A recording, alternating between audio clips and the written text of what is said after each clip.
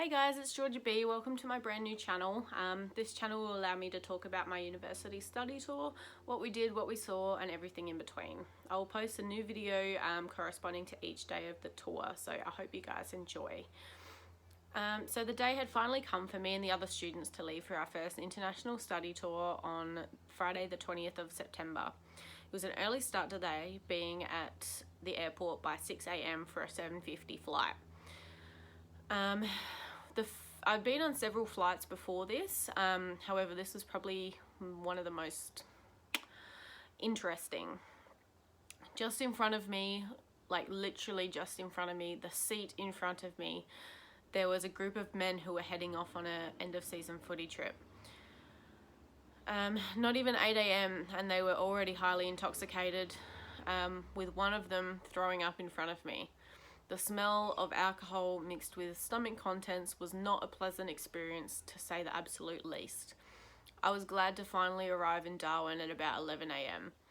Getting off the flight, we were instantly hit by the heat and humidity that Darwin is infamous for. We hired 2 vans and head off to the Noonamah export yard, arriving there at about 2:15. There we met Ian Bradford, so he just honestly blew my mind with his knowledge of the industry. I was really struggling to keep up. He's the station manager at Noonamah and has been in the industry for about 15 years. He explained to us just how important the live export industry is, not just to him and his family, but to all the other families up north and the country as a whole. At Noonamah, they hold their cattle and buffalo for only 24 hours. Ian explained that this would be changing to 2 full days very soon. The cost of steers is approximately $3 and heifers is about $2.70 per head. The cost of shipping is the most expensive part of the industry, and Ian explained that Darwin is the best place to export from, as it only takes about 5 days shipping to get to Jakarta, opposed to from Townsville, which takes about 11 days.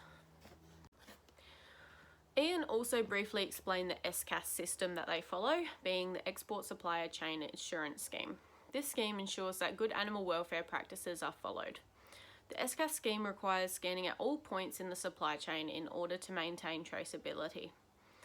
2 vets, one provided by the exporter and one provided by the government, must be present as inspectors of the processes. Animal welfare officers are also required in this process. In Australia, there are 6 decks in each road train, allowing 180 head of cattle to be transported per road train. This is huge compared to countries like Indonesia, where only 8 to 12 head of cattle can be transported on one truck. In Australia, cattle must be stunned prior to slaughter. If something happens to go wrong at any stage through the exporting process, every aspect of the supply chain can lose their license. All animals are weighed in and out of the export yard. There is also emphasis on feed costs. For example, a 300 kilo animal generally requires about $2.30 per day of feed when feeding 2.2% of their body weight. They're not a feedlot there, so a 1 to 2 increase in weight is a very good day. They feed dry pellets, which have about 11% protein, and use lime to stop the pellets from turning into dust. They also use hay grinders for their hay bales.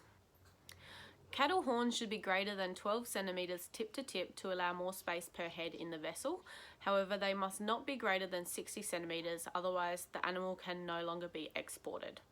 For buffalo bulls, more emphasis is placed on ear length rather than horn length.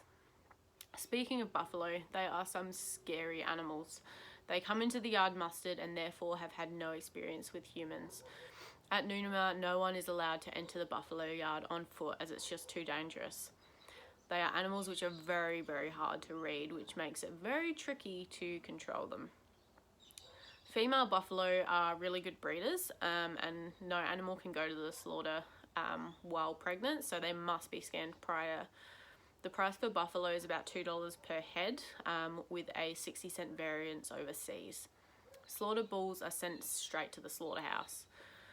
Cattle sex ratios are also important in that less than 20% of females is required. A 1 to 5 female to male ratio is expected for feeder cattle. Live export is really important for Indonesia. They will never take meat cuts as they don't have the refrigeration facilities to keep the meat fresh, and they're also very price driven.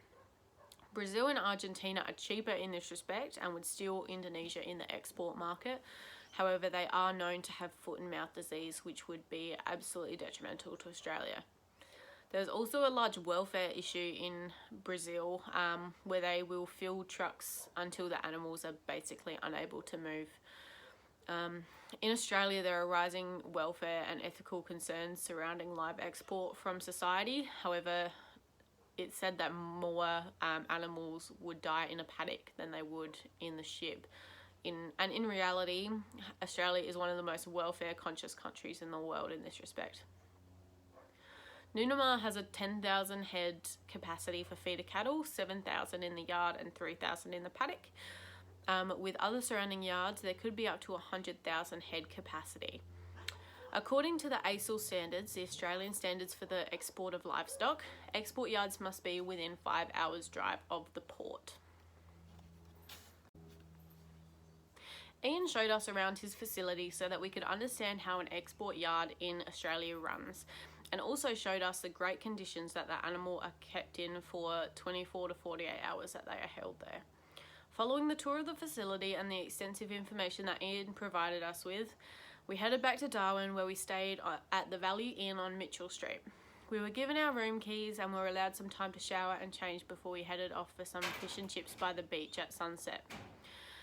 This was a great chance for the group to relax by the water and get to know each other a little better after the long day that we'd had.